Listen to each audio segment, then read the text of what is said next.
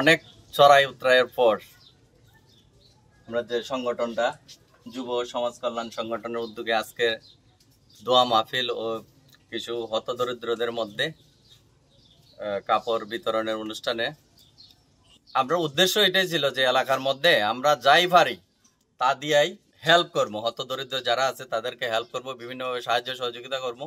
তো আমরা আশা করবো ভবিষ্যতে এইটা চলমান থাকবে, যাতে করে আমরা গরিব দুঃখী মানুষই মেহনতি মানুষের মাঝে সাহায্য সহযোগিতাটা অব্যাহত থাকে।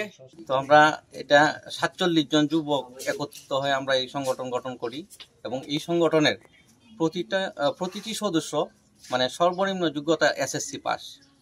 তো আমরা যখন সংগঠন শুরু করি তখন আমরা ৫-৭ জন চাকরিজীবী ছিল এই সংগঠনে এবং বাকিরা ছাত্র ছিল বিভিন্ন।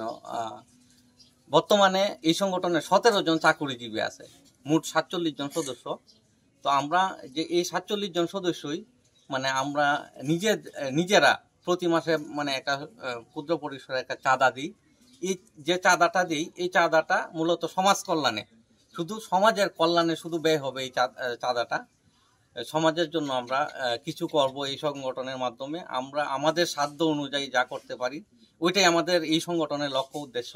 এর এই ধারাবাহিকতায় আমরা এর পূর্বেও আমরা কিছু মানে সহযোগিতা করেছি। যেমন আমরা যেমন বন্যার সময় আমরা বিভিন্ন রাস্তাঘাটে যখন ক্ষতিগ্রস্ত হয়েছে তখন আমরা সাঁকু মেরামত করে দিছি আমাদের সংগঠনের অর্থায়নে এবং স্বেচ্ছাশ্রমের মাধ্যমে।